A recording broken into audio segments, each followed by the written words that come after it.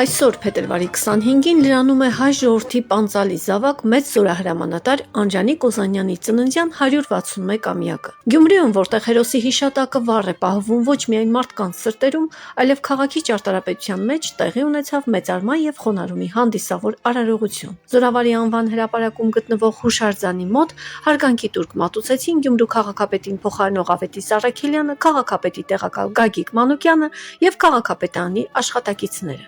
Ներկաները ծաղիկներ խոնարհեցին հերոսի հիշատակին, վերստին արժևորելով նրա անուրանալի ավանդը հայոց պետականության եւ ազգային ազատագրական պայքարի գործում։ Հատուկ ծաղկեպսակ էր դրվել նաև Գյումրու քաղաքապետ Վարդան Ղուկասյանի անունից։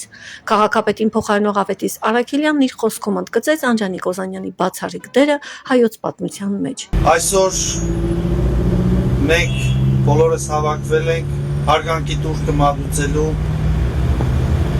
Զորավար Անջանիկ Օզանյանին, ով 15-րդ դարավերջի եւ 20-րդ դարի սկզբի ամենաազդեցիկ հայ զորահրամանատարներից է եղել եւ ամբագորգոր չէին բարերս, որ ասեմ, Կովկասի ազդեցիկ զորահրամանատարն է եղել։ Մեծ վաստակ ունի հայ ժողովրդի հետագա ապրելու, արարելու եւ որպես հայ ժողովուրդ մնալու մեջ։ Քանի որ եթե Անդրանիկը եւ նրա պես հայդուկապետեր եւ զորահրամանատարներ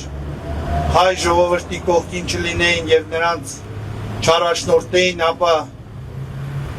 Բարբարոս Ոսողը շատ ու շատ ավելի խորը կգնար եւ շատ ու շատ հայերի սերը կմատներ։ Քաղաքապետի տեղակալ Գագիկ Մանուկյանն անդրադառնալով հուշարձանի պատմությանը փաստեց, որ դեռևս Վարդան Ղուկասյանի նախորդ պաշտոնավարման տարիներին քաղաքային իշխանությունները հետևողական գտնվեցին հերոսի պատշաճ մեծարման հարցում։ Հենց այդ ժամանակ արձանը քաղաքի մեկ այլ հատվածից տեղափոխվեց, հիմնավոր վերանորոգվեց եւ իր արժանի տեղը գտավ Զորավարի անունը կրող այս հրապարակում։ Մի շարք հայ նվիրյալ իրենց երկիրն ու ազգը սիրող հայ տղաների միջոցով կառուցվեց Անդրանիկի արձանը, ձիաարձանը, հիշում եք այդ բանում լճում։ Վարդան Ղուկասյանը դարձավ քաղաքապետ, առաջիններից մեկն էր, նա խնդիր էր դրել արձանը վերափոխել, իսկական հերոսին հարիր տեսքի բերել, որտեղ կար շեղումներ, եւ այդ արվեց, եւ այդ հոյակապ ձիաարձանը տեղադրվեց քաղաքի հրապարակներից մեկում։ Անջանիկ Օզանյանի անունը հայ ժողովրդի համար դարձել է անձնազոհության եւ հայրենասիրության խորհրդանիշ։ Սկսելով իր ուղին որպես հասարակ հայդուկ, նա շատ արագ դարձավ արևմտյան Հայաստանի ազատագրական պայքարի առանցքային դեմքերից մեկը։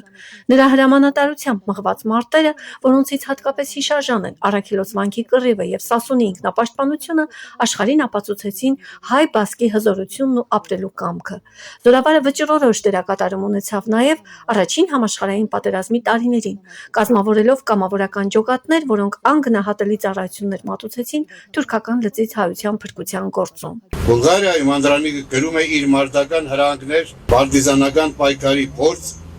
գիրքը։ Հետագայում այդ փորձը ծառայեց բուլղարացիներին առաջին Բալկանյան պատերազմի ժամանակ։ 1912 թվականին Անդրանիկը հայ կամավորներից կազմակերպում է վաշտ, որը մտնում է բուլղարական բանակի աշխարհազորի կազմի մեջ։ Հայ ռազմիկները հերոսություն են ցուցաբերում։ Իմ սիրելի գյումրեցիներ, իմ համակարգացիներ եւ իմ հայ ժողովուրդ, պատմությունը մեզ վառ ու հզոր զորահրամանատարներ է տվել,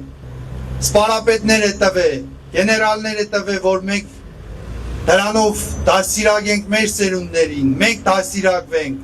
մեր ոգեղենը եւ հավատքը մեր ուժի նկատմամբ երբեք ու երբեք չիջեցնենք եւ չվախենանք։